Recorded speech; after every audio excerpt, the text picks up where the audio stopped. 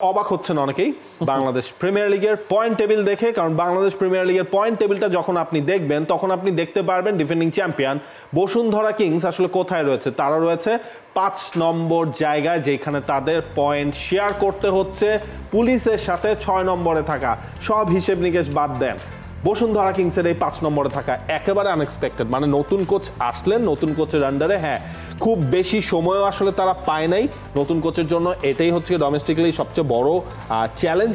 সেই চ্যালেঞ্জে আপাতত আসলে তিনি সাকসেসটা এনে দিতে পারছেন না। বসুন্ধরা কিংস যখন সিজনটা শুরু করলো এএফসি চ্যালেঞ্জ কাপে, তখন সেটাকে আপনি বলতে পারেন যে ঠিক আছে, প্রথম কম্পিটিশন, সব প্লেয়াররা খেলায় ছিলেন না, একটা বড় গ্যাপ গিয়েছে, সেখানে এই ভেঙে পড়াটা মেনে নিলাম।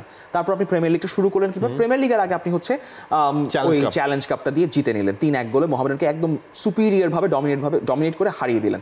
সঠিক প্যাড আর সঠিক তথ্য দিয়ে এসব সামলে নিব এক হয়ে মোনালিসা স্যানিটারি ন্যাপকিন। সো তখনই আমরা বসুন্ধরা কিংসকে ভাবছিলাম যে ঠিক আছে, দিস বসুন্ধরা কিংস যেরকম শুরুটা করে সেরকম হয়তো ষষ্ঠ শিরোপার দিকেই আসলে বসুন্ধরা কিংস যাচ্ছে। 7-0 গোলে চট্টগ্রাম আবাহনীকে উড়িয়ে দিল। তারপর মোহামেডানের কাছে আপনি বসুন্ধরা কিংস ঘরের মাঠে হেরে গেল।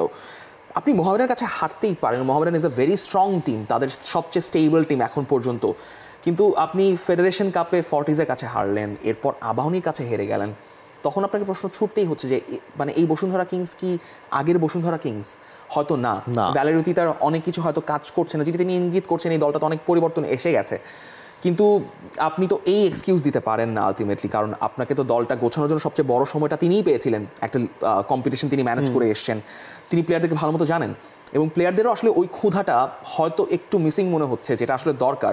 কারণ আপনি ডিফেন্ডিং চ্যাম্পিয়ন, আপনি এখন তুলনা করতে পারেন ম্যানচেস্টার সিটির অবস্থা, বসুন্ধরা কিংসের একই অবস্থা, কিন্তু যখন আপনার প্রেস্টিজের ব্যাপার আসছে আপনাকে তো সেটা মানে অবশ্যই ডিফেন্ড করতে হবে। এবং বসুন্ধরা কিংস যখন আসলে খেই হারাচ্ছে, আমরা পয়েন্ট টেবিলটা যদি আরও একবার দেখে নিই, সেখানে সারপ্রাইজিংলি আপনি দেখতে পারবেন রহমতগঞ্জ তারা রয়েছে পয়েন্ট টেবিলের টপ 3 এর মধ্যে। কোনো বিদেশি ছাড়া আবাহনী লিমিটেড তারা খেলছে, তাদের পজিশনটাও দেখুন, তারাও রয়েছে 3 নম্বর জায়গায়। ব্রাদার্স ইউনিয়ন তাদের পয়েন্ট 7, তারা রয়েছে পয়েন্ট টেবিলের 4 নম্বর স্থানে। প্রিমিয়ার লিগের 4র্থ রাউন্ড শেষ হয়েছে, 5ম রাউন্ডের যেসব ম্যাচ আপনার জন্য অপেক্ষা করছে, সেখানে বিগ ম্যাচটা এই পারফরমেন্সের বিচারের কারণেই এই রাউন্ড হয়ে গেছে বসুন্ধরা কিংস এবং ব্রাদার্স ইউনিয়নের মধ্যকার ম্যাচ। কারণ brothers they are flying, Bashundhara kings তারা ডে বাই ডে ডাউন করছে, এবং এর ফলে যেটা হয়েছে আগামীকাল শুক্রবার বিকেল 5:30টায় ব্রাদার্স ইউনিয়ন চাইবে তারা আসলে বসুন্ধরা কিংসকে হারিয়ে দিতে। এর আগে ওয়ান্ডারার্স চট্টগ্রাম আবাহনীর ম্যাচ রয়েছে।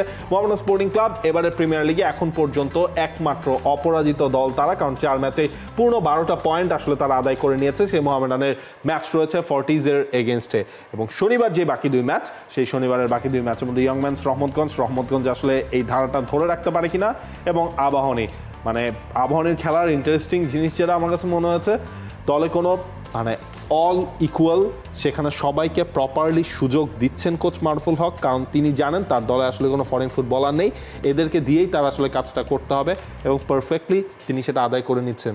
আপনি বসুন্ধরা কিংসকে হারিয়ে দিয়েছেন 1 গোলে লাস্ট রাউন্ডে, যেটা হচ্ছে প্রিমিয়ার লিগে আবাহনী লিমিটেডের এরকম কোনো রেকর্ডই আসলে ছিল না বসুন্ধরা কিংসকে হারানোর।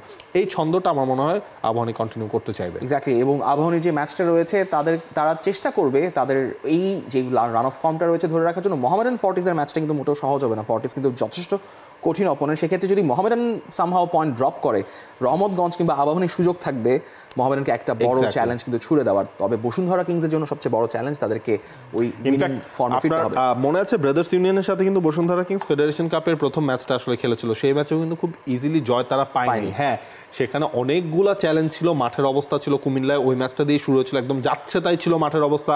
এখান থেকে বসুন্ধরা কিংস এই ম্যাচটা কিন্তু খেলবে নিজেদের মাঠে, সুতরাং দেখা যাক নিজেদের চেনা কন্ডিশন, নিজেদের দর্শক, এই সব কিছু বসুন্ধরা কিংসকে জাগিয়ে তুলতে পারে কিনা, সেই ম্যাচগুলো দেখা যাবে। বাংলাদেশ প্রিমিয়ার লিগ 2025, 7টি দলের জমজমাট লড়াইয়ে মাতবে পুরো দেশ। দেখতে চোখ রাখুন টি স্পোর্টস নেটওয়ার্কে।